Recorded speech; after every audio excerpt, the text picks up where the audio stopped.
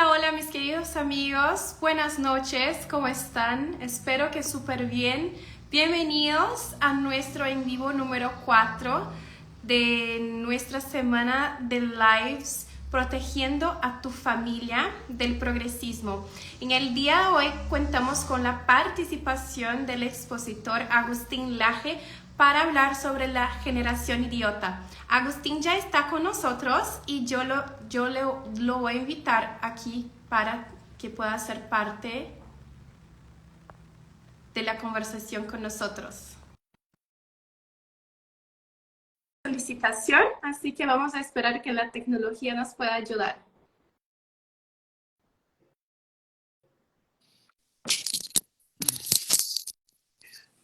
Hola Agustín, ¿cómo estás? Buenas noches. Hola, hola Sara, ¿cómo estás? Qué gusto saludarte. Tanto Sí, tiempo. súper bien. Sí, totalmente. Estoy bien, gracias a Dios. Agustín, muchísimas gracias una vez más por aceptar la invitación, de verdad. No, es un gusto. Gracias a vos por todo lo que estás haciendo y por tu incansable lucha.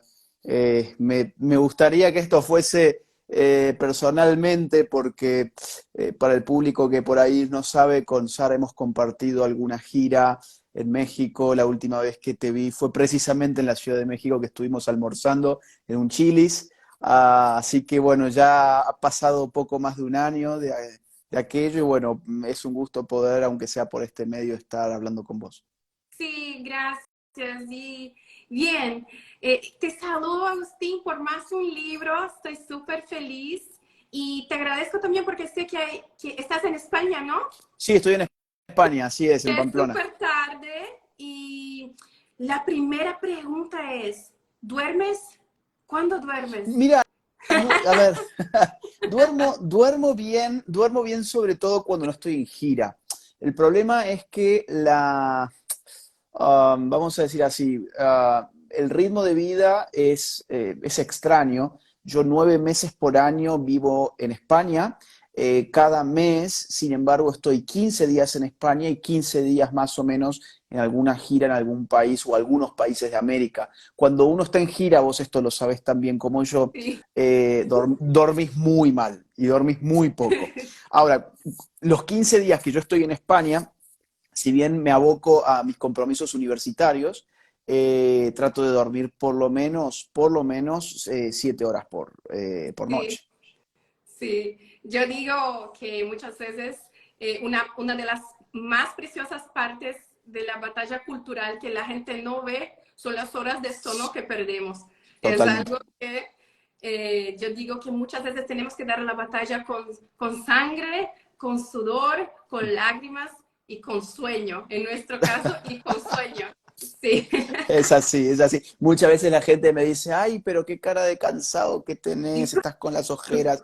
Y es así, porque, a ver, Sara, también hay otra parte. Hay una parte donde nadie ve lo que uno hace y es la preparación que a uno le lleva todo esto. Es decir, la gente ve el producto final. El producto final es una conferencia, el producto final es un libro que ya está impreso, pero armar una conferencia implica años de estudio. No es que vos te sentás una semana antes y ahí empezás a ver qué vas a decir en la conferencia. Sí. Dar una conferencia son años, años de dormir poco, años de estar estudiando, escribir un libro, ni hablar, son años de investigación. Entonces, bueno, todo eso implica evidentemente que uno termina un poco cansado, pero bueno, Sí, también el ánimo se levanta cuando empieza a ver los frutos de lo que estamos haciendo, ¿no? sí, total.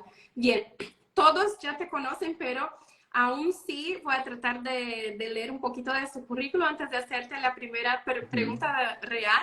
Bien, gente, todos conocen a Agustín, pero es autor de los libros Los mitos setentistas, Cuando el relato es una farsa, el libro negro de la nueva izquierda, en coautoría con nuestro querido amigo Nicolás Márquez, publicación que fue catalogada como bestseller en la categoría de ciencia política de Amazon Internacional. La batalla cultural también, reflexiones críticas para una nueva derecha. Y ahora, Generación Idiota, con la editorial HarperCollins.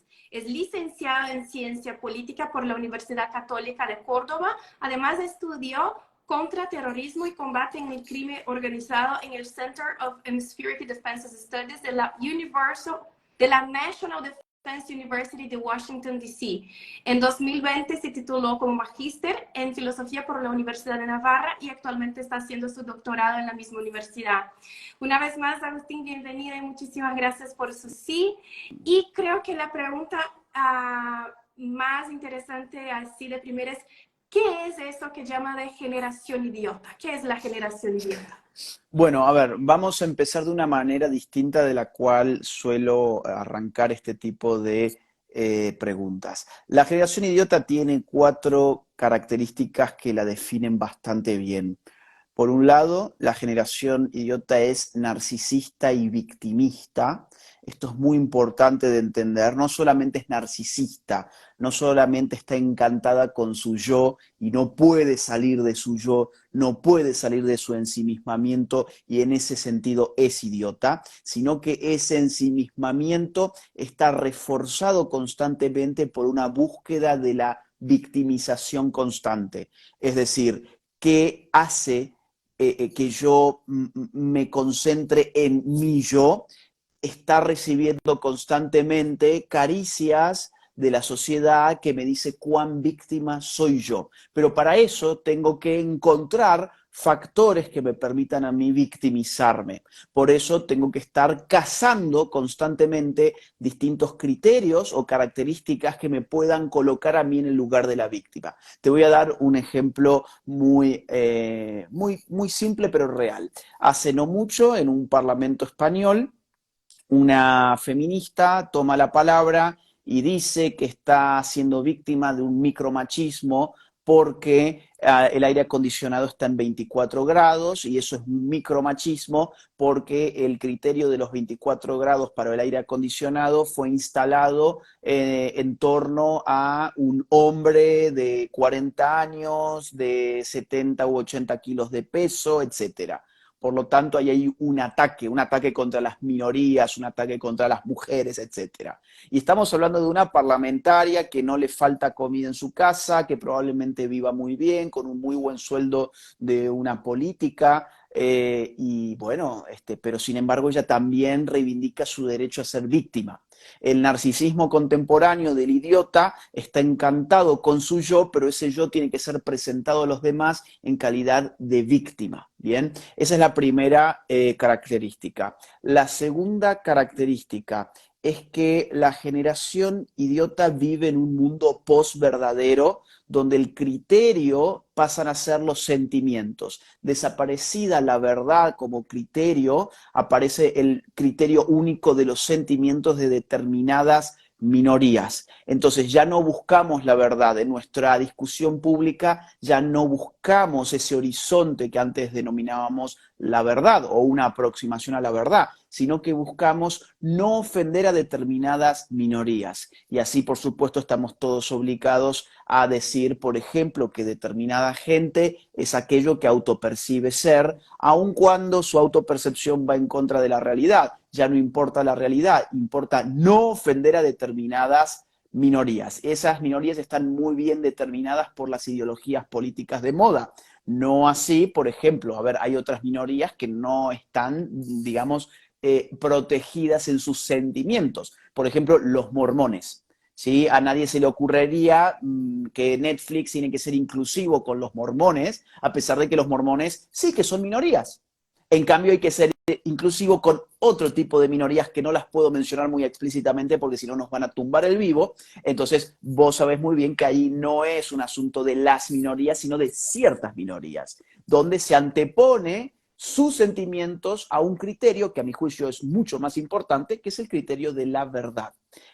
O sea, la generación idiota está arrodillada frente a la mentira con tal de no herir determinados sentimientos. En tercer lugar, y ya voy a redondear un poco, en tercer lugar, la generación idiota tiene, digamos así, un miedo, un terror irrefrenable por las dimensiones heterónomas de la vida. Bien, hay ciertas dimensiones que tienen que ver con nuestras vidas y que nosotros no las hemos escogido, que no están bajo nuestra elección.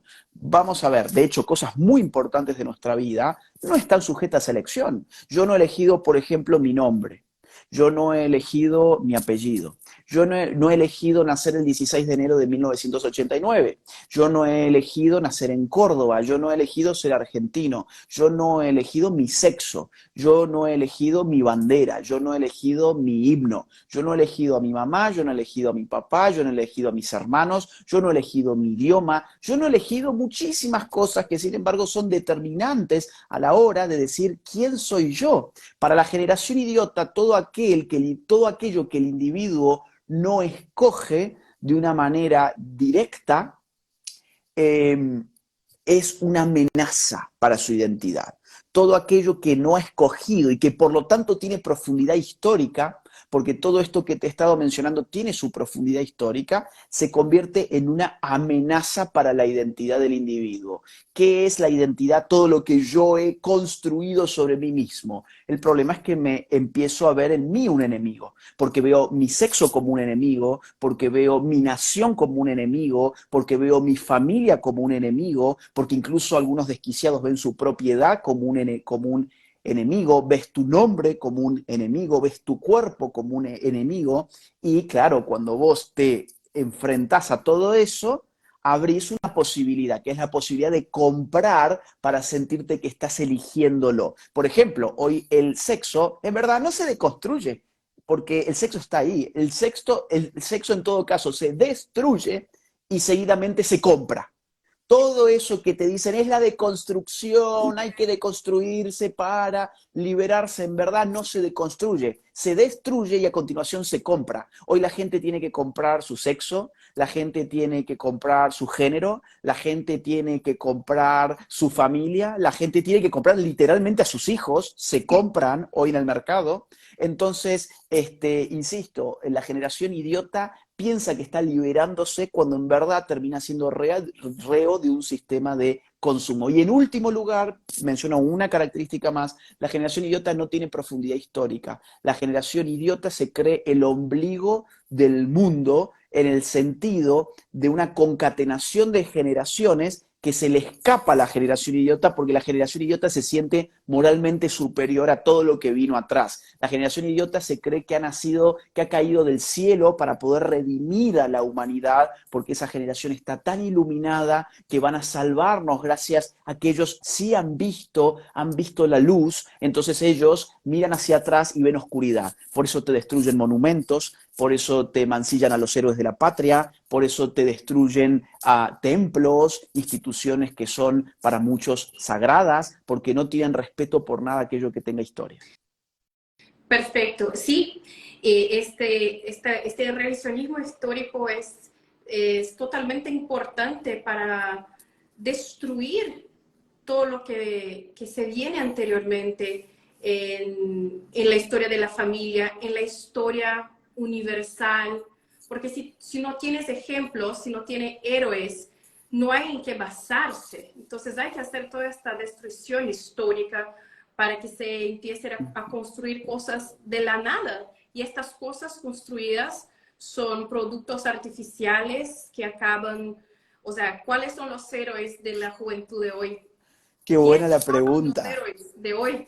Mirá, hoy tuve una entrevista con unos chicos de Barcelona que tienen un canal de YouTube muy bueno y me hicieron la misma pregunta. Ellos son jóvenes y me hicieron la misma pregunta. ¿Quiénes son los héroes hoy? ¿Quiénes son las referencias, podríamos decir? Más aún, ¿quiénes son los famosos? Famoso es una palabra que tiene un origen etimológico. Fama viene de fari, o sea, de una palabra en latín que significa hablar. Bien.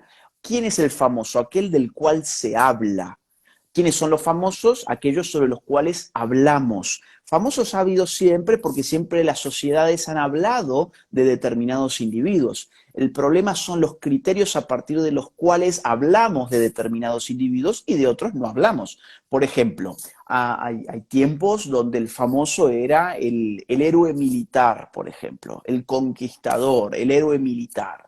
El famoso podía ser, en otro tipo de sociedad, el santo, ¿no?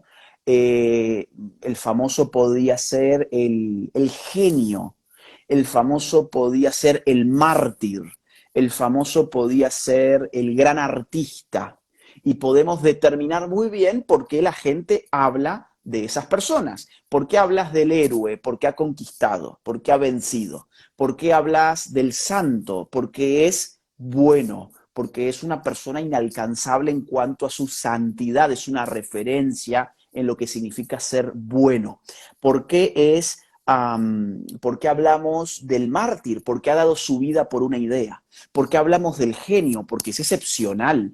¿Por qué hablamos del el gran artista? Porque el tipo tiene una destreza artística, tiene una capacidad para representar cosas que realmente nos deslumbra, ¿no? Entonces es muy fácil entender por qué hablamos de esta gente. Ahora, pensemos de quién hablamos el día de hoy. Hoy hablamos de una categoría muy sosa que llamamos influencers. Pero ¿por qué hablamos de los influencers? Así como en estos 5 tipos que te acabo de mencionar muy rápidamente, es muy simple darse cuenta por qué hablamos de ellos. Cuando yo te digo, ¿y por qué hablamos de un influencer? No lo sé, no tengo idea. Decimos, hablamos de un influencer porque influencia. ¿Y por qué influencia el influencer? No tengo idea, no lo sé. Entonces, cuando empiezo a escarbar un poquito más, me doy cuenta, el influencer influencia porque no te pone la vara arriba. Ahí está el punto. ¿Por qué seguimos a influencers? Porque no son ni santos, ni héroes, ni genios, ni artistas, ni mártires, porque son exactamente como nosotros, porque son personas que no te van a levantar jamás la vara, o porque tienen plata, me dicen allí. Sí, pero tienen plata porque son influencers habitualmente, han ganado su plata de ser influencers. El asunto es por qué nosotros seguimos a influencers, por qué nuestras referencias son influencers. Y lastimosamente nuestras referencias son influencers porque en este mundo igualitarista no queremos que nadie nos ponga la vara arriba. No queremos seguir al santo, no queremos seguir al héroe, no queremos seguir al genio, no queremos seguir al mártir, no queremos seguir al gran artista, porque el influencer es igual que vos y que yo, habla nada.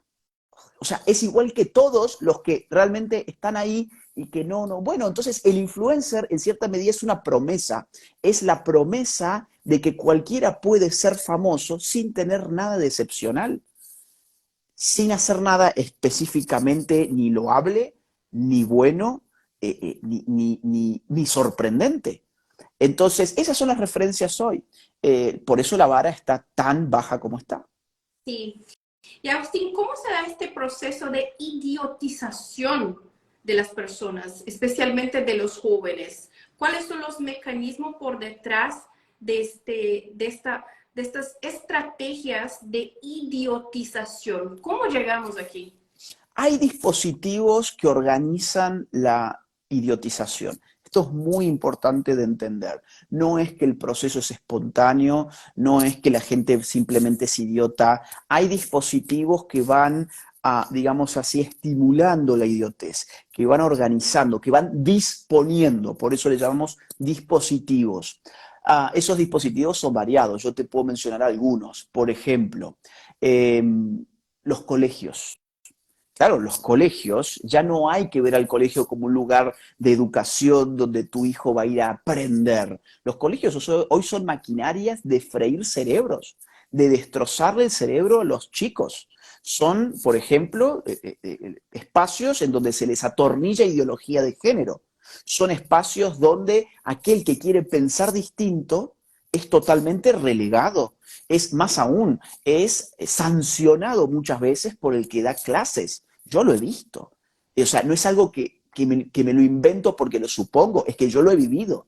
Las universidades, lo mismo. En las universidades hoy no se puede pensar, hoy tenés que repetir, hoy querés pasar por la universidad de una forma satisfactoria y sin tener mayores problemas. ¿Sabés qué tenés que hacer? Repetir todo lo que el docente dice. No hay lugar para la crítica, no hay lugar para el pensamiento independiente, no hay lugar para contrastar posiciones.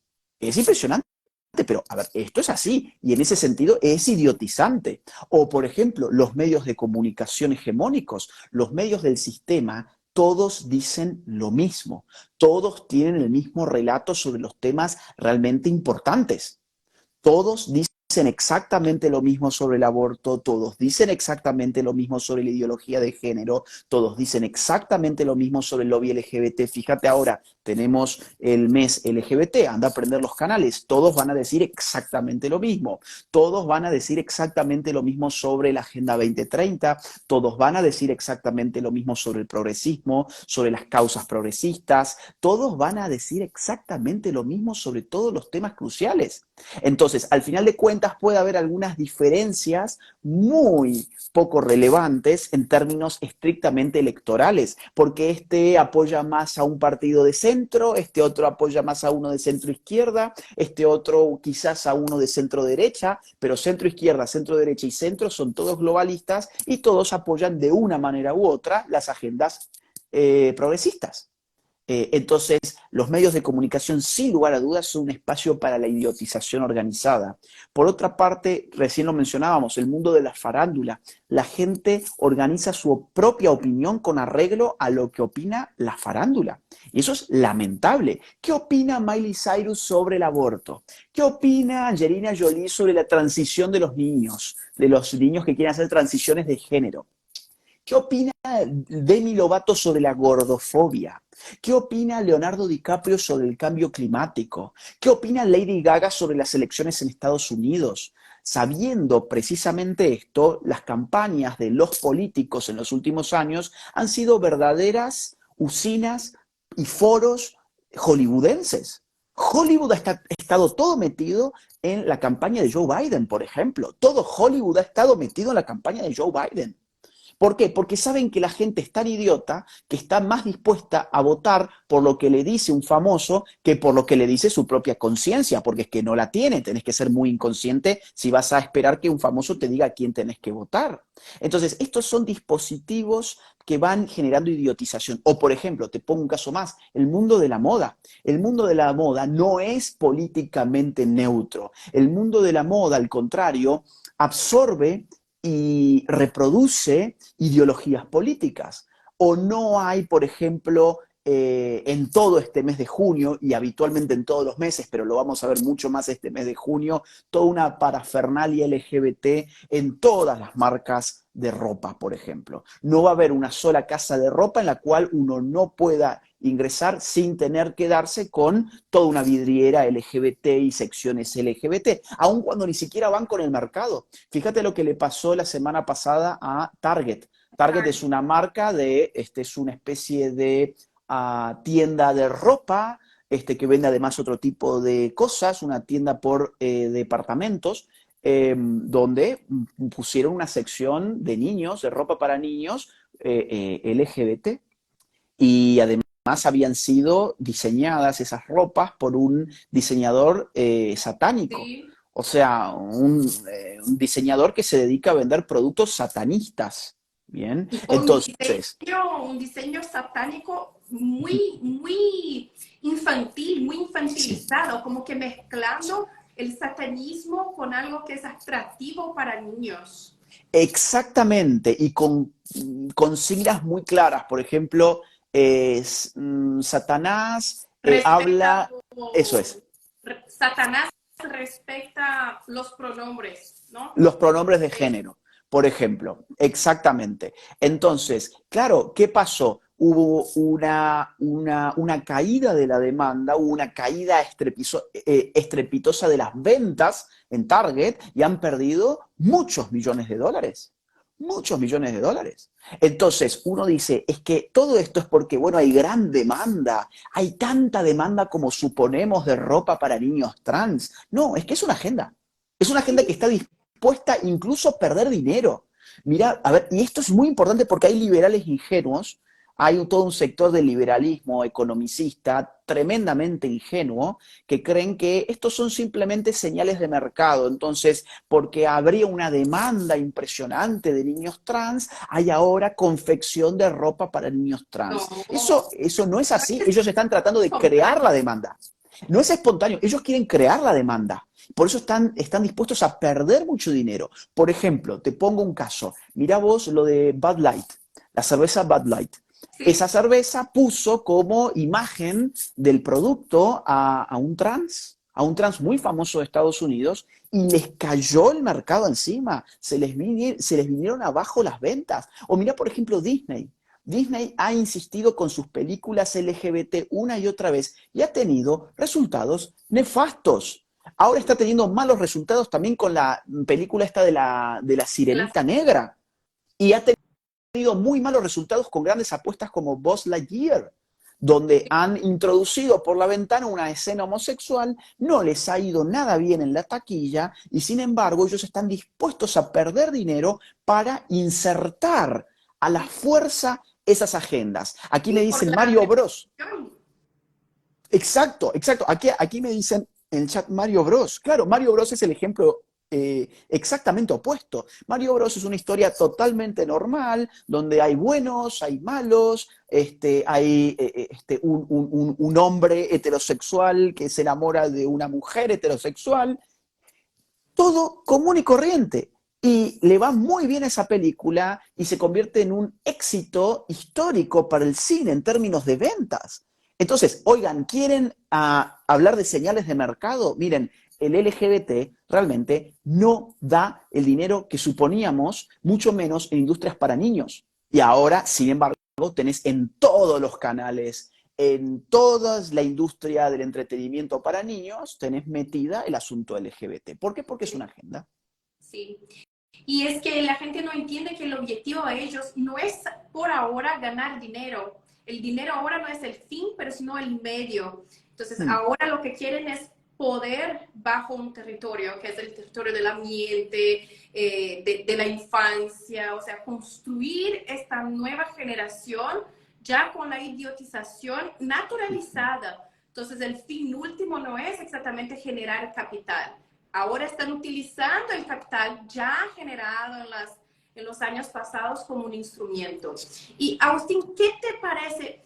¿Cuáles son los efectos? ¿Cómo afecta esta idiotización primero a las jóvenes mujeres? ¿Cuáles son los efectos en la vida de las jóvenes mujeres de todas estas ideologías como el feminismo, el aborto, el género? Primeramente te pregunto primero de las mujeres y después de los varones, porque Muy son... buena la pregunta. Muy buena. A ver, yo creo que hay dos efectos principales. En primer lugar, comprar el calificativo de víctima. Es muy cómodo ser víctima, es muy cómodo que te digan que sos la pobrecita de la película. ¿Por qué? Porque en esa situación de víctima vas a encontrar una respuesta a posteriori dada, perdón, una respuesta a priori respecto de tus futuros fracasos. Todas las personas fracasamos, todas las personas tienen algún fracaso en su vida, y sin embargo, cuando a vos te dan el rótulo de víctima, te han dado la excusa para darle sentido a todos tus fracasos. Pero el sentido que le vas a dar a tus fracasos siempre va a ser una referencia al enemigo que te han indicado que era el responsable de que vos fueses una víctima. En el caso de la mujer, el enemigo que le han señalado como responsable de todo lo que le genere frustración es el hombre. Entonces, vamos a poner un ejemplo muy simple. Una adolescente de 15 años hoy tiene una ruptura emocional con su noviecito. En esa época de la vida las relaciones amorosas no duran más de un puñado de días, y hoy tiene a su disposición todo un discurso político para darle sentido a esa frustración. Y el sentido que le va a dar es un sentido político. Es el sentido de los hombres son machistas, este es el patriarcado. En cambio, hace 10 años el sentido era meramente emocional.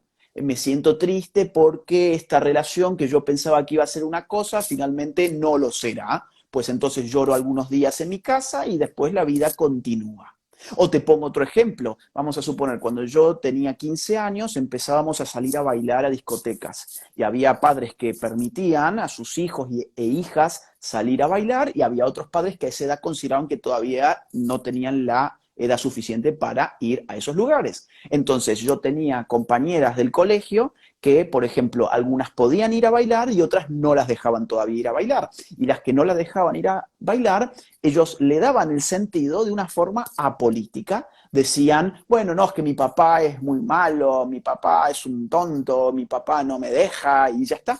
Y se enojaba un rato con el padre y ya está. En cambio, hoy tenés a disposición un discurso que te ha dicho que sos víctima del patriarcado, que los hombres son machistas, que los hombres son tus enemigos. Entonces, ¿cuál es el sentido que le vas a dar a un episodio como ese? Mi papá no me deja salir a bailar porque es un machista, porque ese es el patriarcado, Uno, porque ese es el patriarcado, porque es un opresor. Entonces hay un sentido político y ahí empezás a fracturar a la familia. Entonces, todas tus frustraciones, o por ejemplo, no te eligieron para un trabajo. No te eligieron para un trabajo, entonces, ¿cuál es tu respuesta frente a eso? Ah, es que eligieron a un hombre además. Ah, este es el patriarcado que nos quiere empobrecidas, que nos quiere amas de casa, que no quiere que nosotros ingresemos. Ahora, cuando te dieron un trabajo y no estás de acuerdo con el sueldo o crees que mereces más sueldo, tenés a tu disposición otro tipo de discurso y es, me pagan menos por ser mujer. O sea, siempre vas a tener un discurso que le dé sentido a tu frustración, pero ese sentido siempre es político. O sea, siempre está leído como una relación de amigos y enemigos. Ahora, vos me decías, ¿y qué pasa con...? Bueno, y eso evidentemente tiene una consecuencia, que es no hacerse cargo de las propias responsabilidades. Ya nada pasa a ser una responsabilidad porque nada es una decisión mía. Todo está predecidido por un sistema que me oprime. Por lo tanto, yo no puedo experimentar la responsabilidad. sí. Y además de no experimentarla, es también, es muy triste, es como vivir en un tipo de sociedad donde tú nunca vas a alcanzar la felicidad porque algún sistema patriarcal opresor te imposibilita. Y vemos que a pesar de ser una generación que siempre está sacando selfies, riendo y todo, es una generación depresiva, Totalmente. suicida, con un índice de felicidad que año después de año solo están cayendo como un avión en queda libre. Mira, Durkheim fue uno de los padres de la sociología, uno de sus primeros trabajos, uno de los primeros trabajos de la sociología como tal, es un estudio sobre el suicidio. Y Durkheim en ese estudio establece una correlación muy clara entre, vamos a decir así, la falta de lazos sociales significativos con el fenómeno del suicidio. A mí esto me parece revelador porque es que si hay algo que hoy domina nuestras relaciones es la falta de autenticidad. No hay relaciones verdaderas. La gente piensa que tiene 1 millón de amigos porque tiene 1 millón de seguidores por Instagram y después no tiene realmente ni con quién hablar. No son amigos reales. La gente piensa de que está muy feliz mientras les dura la exposición o los likes o los comentarios, pero después no hay una pareja real, no hay una pareja estable, no hay un proyecto de familia, no hay hijos, hay gatos, hay perros, hay animales con los cuales ni siquiera Plantas, hablas, hay plantas, hay yo. ¿Qué hay? Hay yo. Y toda esta mentira del amor propio, toda esta enorme mentira que está totalmente difundida por redes sociales y que dime de lo que te adjudicas y te diré de lo que careces, toda esa mentira de yo me amo porque me he dado cuenta que mientras más me amo, más me realizo y más feliz soy porque yo soy el centro del universo y el amor propio, es que el amor propio, a ver, perdón, el amor propio no existe, porque el amor es apertura, no es ensimismamiento. El amor es don, es dar, es abrirse a la otredad. El amor propio es propio de un idiota que no sabe lo que es amar. Es propio de un idiota que es tan débil su amor que no lo puede redireccionar hacia algo que está afuera de sí mismo. No tiene más que curvarlo sobre sí porque el afuera le está cerrado. Y el amor es una apertura hacia el afuera. Entonces vos fijate la soledad, la enorme soledad que tiene que haber para que hoy el valor máximo a perseguir es el amor propio. En todo caso existe algo llamado autoestima, pero decir amor propio es demasiado. El sí, amor es otredad, el amor es don, el amor es apertura, el amor es relación. Yo no me relaciono conmigo mismo, porque yo no soy un otro distinto de mí. La gente vive como si estuviese como si fuese Robinson Crusoe. Nunca hemos tenido tanta conexión, tanta comunicación y nunca hemos vivido en islas tan desérticas. Sí. Solamente alguien que vive en una isla desértica tiene que inventarse aquello del amor propio. Tenés tantas personas para amar, ¿sí? Y en un sentido muy plural del concepto amor, porque también otra desgracia, los griegos tenían eh, eh, tantas palabras distintas, eros, filia, ágape, para decir distintos registros de lo que hoy nosotros llamamos amor. Entonces, nosotros hoy tenemos una única palabra que a menudo le damos un contenido además sexual, cuando en verdad hay un tipo de amor para los amigos, hay un tipo de amor para la familia, hay un tipo de amor para los compatriotas, hay un tipo de amor para la pareja, hay Para tipos de con Dios. amor. Ahora, para con Dios, ahora, todo nuestro amor es yo. Eso es lo que te están vendiendo hoy. Todo tu amor es vos. Entonces, ¿cómo no vas a ser depresivo? Sí, ¿Cómo no va a ser una farsa tu vida? sí. Es algo hasta que un poco feo de decir, pero es verdad, esta historia de amor propio es casi como un tipo de Sí, masturbación emocional. Es sí. de mí para conmigo mismo y ahí se queda. Es un hecho vacío, sin ningún sentido y no camina a ninguna dirección. Entonces, ¿y cómo te crees que todo este proceso de adoctrinamiento, de idiotización afecta a los varones? Bien, mira, a los varones en un sentido exactamente inverso que a las mujeres. Así como a la mujer le hacen creer que ella es la víctima, al varón, sobre todo cuando el varón es heterosexual, les hacen creer que él es el victimario. Entonces le introyectan una culpa colectiva. La idea de cómo hay hombres que, por ejemplo, han violado, vos en potencia llevás el virus de la violación. Casi que hay una especie de patologización por el sexo. Como vos compartís genitales, o sea, tenés los mismos genitales que aquel que ha violado a una mujer, pues en alguna medida vos también sos responsable porque potencialmente podés violar a una mujer. Esa ideología es la que introyecta culpa y cuando estás en una edad temprana, una edad de vulnerabilidad intelectual, eso te puede hacer mucho daño, te puede hacer muchísimo daño. ¿Por qué? Porque lo que va a generar, así como en el caso de las mujeres, insisto, hay una especie de una especie de enemigo a priori para dar sentido político a todas sus frustraciones, en el caso del hombre va a haber una vergüenza a priori para ocultar su masculinidad. Entonces, el hombre, así como se le hace creer que su masculinidad es el principio del mal absoluto, la otra vez, por ejemplo, Boris Johnson diciendo de que si Putin fuese mujer, pues no habría guerra en Ucrania. Esto literalmente fue lo que dijo. O, por ejemplo, hay titulares aquí en España de los periódicos que dicen así, el cambio climático te da igual, probablemente sea su nombre. ¿No? Este tipo de titulares están constantemente dando vuelta entre los medios de comunicación, los políticos, la farándula, etc. Entonces, ¿qué van generando? Van generando culpa y vergüenza por la masculinidad.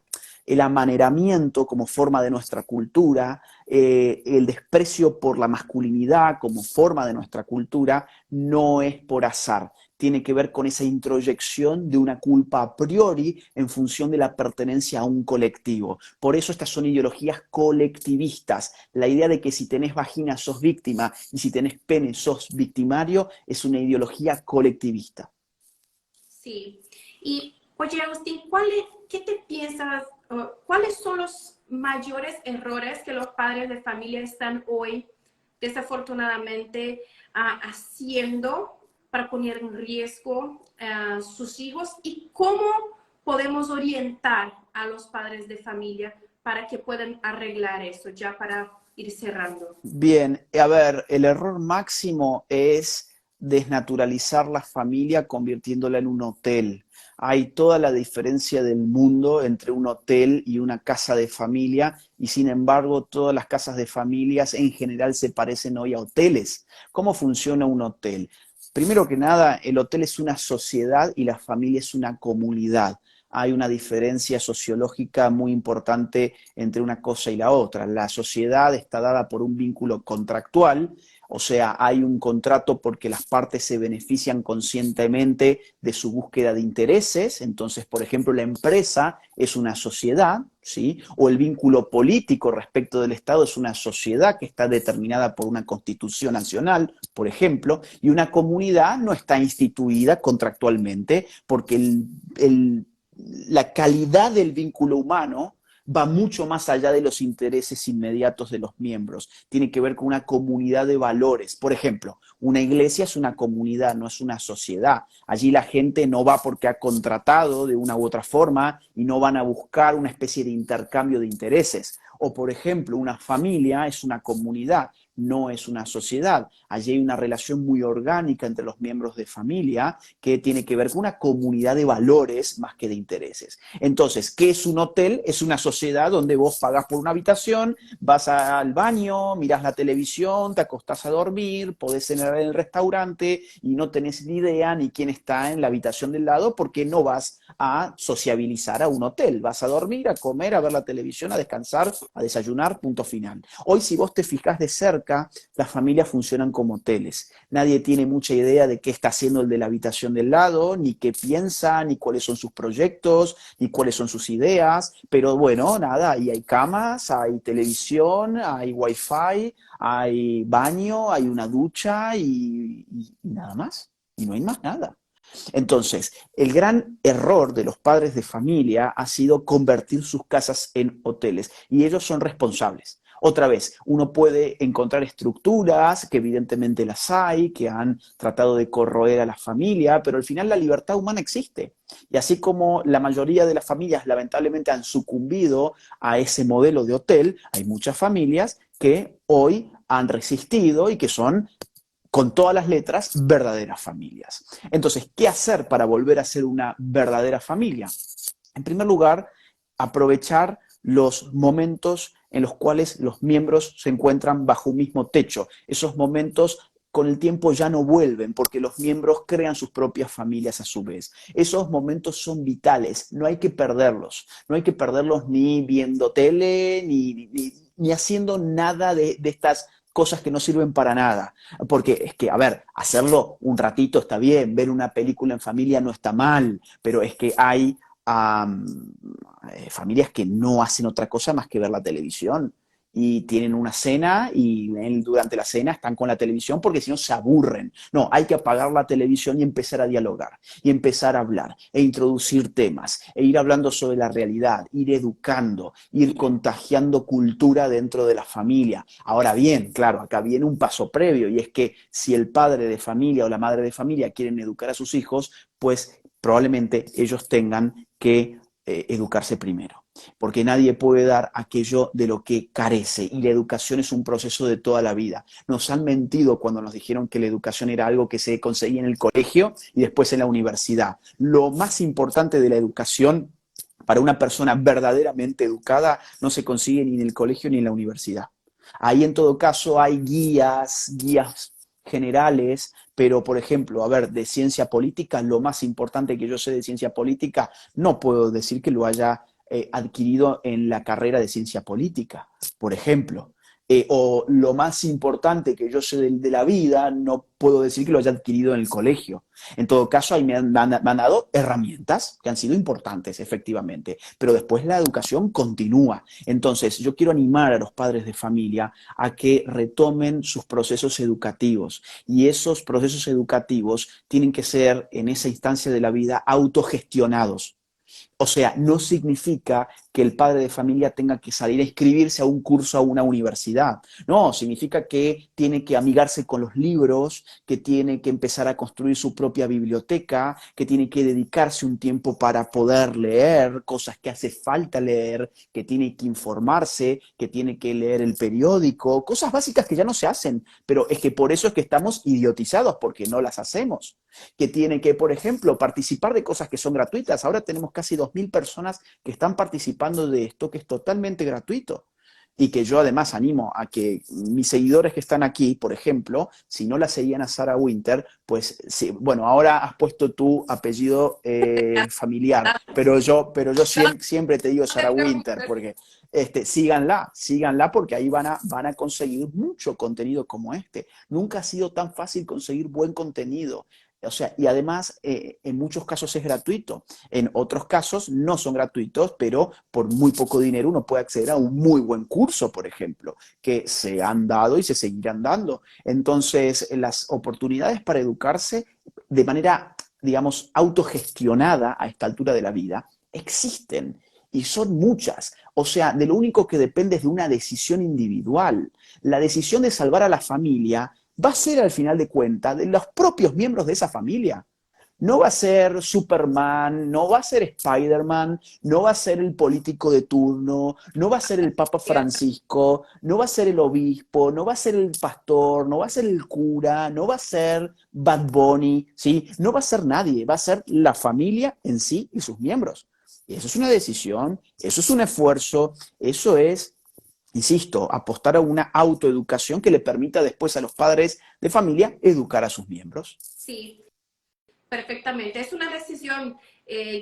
Estamos viviendo un tiempo de muchos sentimientos. Entonces, yo sé que aquí hay casi 2.000 personas que están sintiendo en sus corazones que han que empezar a defender su familia. Entonces, ok, ya se siente, entonces ahora a la práctica, porque es muy importante, así como tenemos que nos educar, hay que elegir libros, leerlos, pero no necesitas esperar ser Sí, un PhD, un doctor sí. en filosofía o en alguna cosa o en metafísica para empezar a preguntar a tu hijo cómo ha sido su día. Entonces, hay que entender que todo este contenido a ser consumido es Sí. para ser puesto en práctica en su familia. Entonces, vemos muchas veces nosotros que somos pro vida, que somos pro familia, a veces cometimos el error de no tenemos una marcha pro vida, vamos a la marcha o que vamos a un gran evento, pero podemos empezar las cosas en una escala jerárquica de abajo a arriba, no exactamente de Sí. arriba para abajo. Hay un orden. Entonces, por ejemplo, antes de ir a una conferencia de Sara, de Agustín, que vengan a vernos, pero se acuerda que antes de una conferencia, antes de comprar nuestros libros, se acuerda de dar un beso en su esposa, de amarla Mm. en la frente de sus hijos, porque Mm. su niña va a ver cómo tú que eres papá trata a su esposa y este criterio de formación en la cabeza de ella para buscar un novio. Entonces, es tener este amor en familia que aún muchas veces ya se fue perdido, pero hay que resgatarse. Es aprender una cosa en el libro de Sara, en el libro de Agustín, y no estar solo con eso, pero practicar, enseñar a los vecinos. Entonces, antes de hacer una super conferencia internacional, enseñar a los vecinos, a la comunidad que está ahí cercana, enseñar es pasar este conocimiento adelante de una escala pequeña para grande. Y muchas veces nuestras cosas no se van tan bien porque queremos empezar súper grande, con grandes congresos, con grandes eventos, y es al revés. Sí. Entonces, este cambio hay que seguir un orden, es una cuestión hasta de practicar la virtud de la humildad para ir despacito. Así se va. Yo creo mucho que algunas personas, Agustín, no sé si está de acuerdo, tienen hasta nosotros latinoamericanos tenemos una concepción de que las cosas se van a cambiar por un político grande que se va a Claro. venir y que nos va a salvar del comunismo. Y eso se ve en muchos, se ha visto mucho en muchos países diferentes. Y yo digo, no es un político que va a venir a salvarnos del comunismo, del progresismo, pero son las virtudes, Ujú. los hábitos cotidianos que paulatinamente se van a practicando todos Ujú. los días en dirección al bien desde chiquititos y que ahí se van inspirando y se van creciendo. Entonces, yo creo que la salvación del occidente no va a venir por mucho. Claro que la política virtuosa es maravillosa y tenemos que incentivarla a los que son vocacionados a eso. Pero la gran salvación del Occidente, en mi opinión, va a venir a través de la maternidad y de la paternidad virtuosa, de la construcción de la familia que va a desarrollando una generación que no es idiota. Así es, así es. Y te voy a decir lo último, para cerrar, porque se me ocurría mientras te hablaba esto de que es una cosa de todos los días, de abajo hacia arriba, y que en algún momento se empieza y se debe empezar. Hay veces que padres de familia me escriben y me dicen, desolados, y me da mucha tristeza, que los miembros de su familia pues no le han seguido con los valores, con las ideas, que finalmente sus hijos hoy piensan todo menos lo que ese padre ha tratado de inculcarles. Y muchas veces tiene que ver con la percepción que tienen los hijos respecto de sus padres. Si los hijos no tienen respeto cultural por los padres, pues entonces la verdad es que a la corta o a la larga no tienen incentivos reales para seguir con la palabra de sus padres. Es decir, si la profesora en el colegio, o peor aún en la universidad, dice algo exactamente contrario de lo que el padre cree, y ese niño o esa niña o ese joven no tiene a su padre catalogado como una persona de cultura, pues entonces se va a quedar con lo que le diga el profesor del colegio o de la universidad. Entonces, ¿qué le transmitimos a los hijos todos los días cuando en nuestro tiempo libre no hacemos más que mirar el celular, o mirar el techo, o mirar la televisión, o mirar Netflix? Le estás transmitiendo que no sos una persona de cultura. Entonces, cuando el día de mañana le quieras decir lo que vos pensás de algo, pues probablemente no surta mucho efecto. No surta mucho efecto porque si nunca te han visto con un libro en la mano, si nunca te han visto elaborar ideas, argumentos, si nunca te han respetado culturalmente, pues ¿por qué tendrían que creer lo que ahora les querés decir? O sea, Claro. si no empezamos a pensar las cosas bien y darnos cuenta que los hijos están mirando a sus padres en sus tiempos libres haciendo nada relevante, pues mañana no les podemos pedir a esos chicos que tengan respeto cultural por sus padres. ¿Y por qué sus padres están... A ver, ¿cómo gana hoy el respeto un padre de su hijo? Lo gana porque se compró un buen automóvil y le dice, mirá hijo, qué buen automóvil que tiene tu padre. O se lo gana porque juega con él al PlayStation, o se lo gana porque ejerce fuerza, no autoridad, y mientras vos vivas bajo este techo que yo lo pago y vos vas a pensar lo que tu padre piensa, eso es pan para hoy, hambre para mañana. Tu hijo tiene que admirarte culturalmente, te tiene que admirar culturalmente, y de esa manera, cuando el día de mañana la profesora en la universidad o en el colegio le diga algo exactamente al revés de lo que él ha escuchado en su casa, él va a decir, mi padre es un hombre o mi madre es una mujer de cultura y sabe mucho más que lo que sabe esta mujer o este hombre que ahora me está diciendo esto en el colegio. Y yo tengo realmente, para poder sopesar las cosas, dos criterios muy claros. Entonces, otra vez, vamos a lo que vos decías recién. Esto va de abajo hacia arriba y tiene que ver, como decía antes yo, con la voluntad de los padres de familia de dar otra imagen a sus hijos y de darles otros elementos para la vida que van mucho más allá de la comida, del vestido, de la cama o del techo. Sí. Agustín, muchísimas gracias, de verdad. Tengo certeza que en esta conversación muy breve generamos muchas herramientas a los padres de familia, especialmente este mes. Sí, señor. Perdón, no, una cosa más, porque acá alguien pone un ejemplo para papás promedios que no nos dedicamos a hacer ponencias como ustedes. Es que no se tienen que dedicar a No, esto. Es decir, no es esa la intención. Lo aclaro por si esto, la idea no es que ustedes empiecen a hacer esto que nosotros hacemos. La idea es que ustedes empiecen a formarse en su propia casa, que se compren un buen libro, que empiecen a hablar de estos temas con sus hijos. Eso lo puede hacer cualquiera. No hace falta ser un conferencista o un escritor. Es ser lector, ser un buen lector, un buen educador a la postre.